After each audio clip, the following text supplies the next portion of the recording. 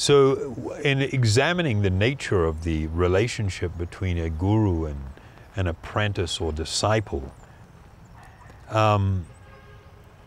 we must understand a few principles. Firstly, that this knowledge of yoga that any person will want to hand down or to disseminate or to teach, we must understand that this person has received this knowledge themselves from a higher authority.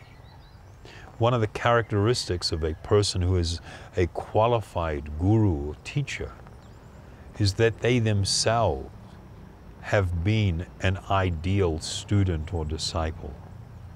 Without being an ideal student or disciple, one is not qualified to actually be a teacher.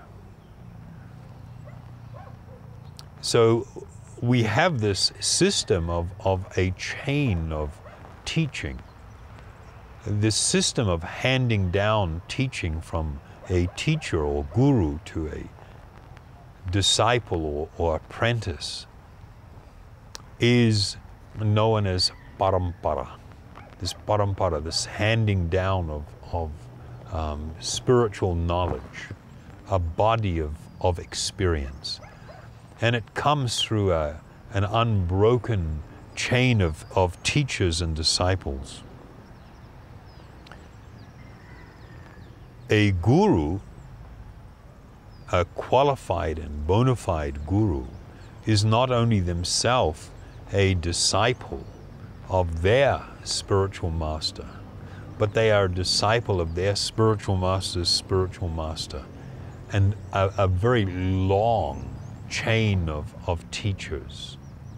So a person that is in a position of being a teacher is actually a very humble position. It is not a position of lordship or domination. It is a position of being a very humble student who is a recipient of valuable wealth of knowledge that is handed down through an unbroken line of teachers and disciples.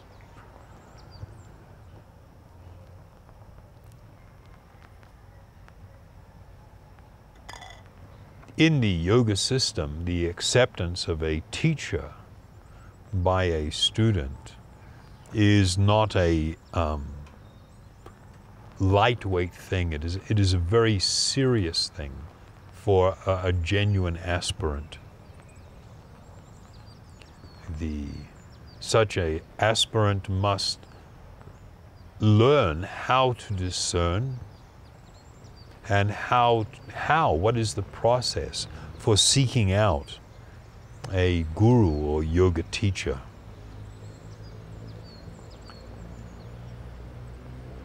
Part of that process means to be able to understand themselves what a guru is teaching. I must have some basis for making a judgment. If I am completely ignorant, then one should not be in a very great hurry to consider the qualification of a guru.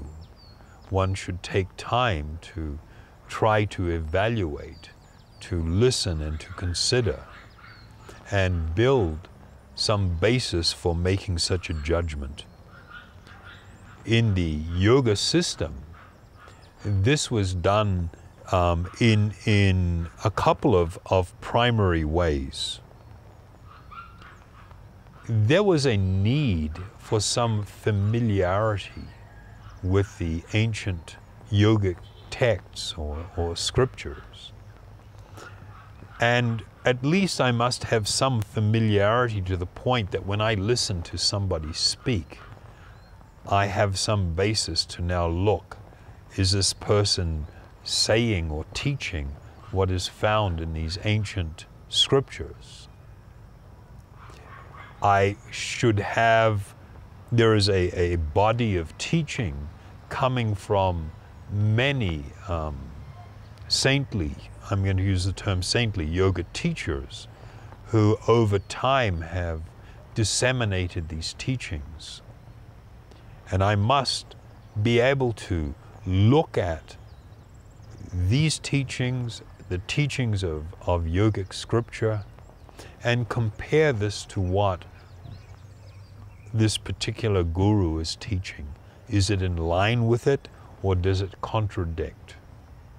So this was one of the primary ways in which a person would form some opinion as to whether they should continue to pursue a learning under the tutelage of this particular individual. And another thing that was very important was to critically, and when I use the word critically, I'm not using this word, from the perspective of criticizing, but critically from the point of view of trying to ascertain the truth.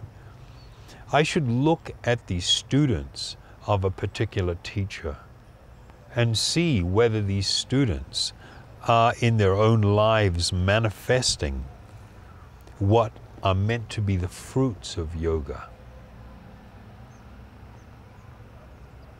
You should know a tree by its fruit, as the saying goes. Somebody can put a label, mango tree, but when I look at the tree, it's full of thorns and it has these really bitter berries on it. I know it is not a mango tree, even though the big sign is put there and the label is put there.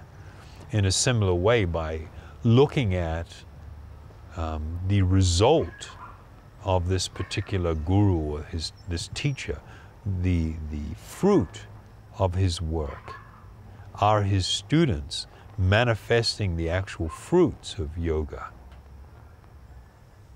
If they are not, then of course I need to exercise quite extreme caution. So in other words, what we're saying is that the yoga aspirant should not blindly accept anyone as a guru. Rather, they should seek confirmation about whether a person is indeed qualified as a guru or spiritual teacher. So this relationship should be a result of quite critical analysis and careful thoughtfulness.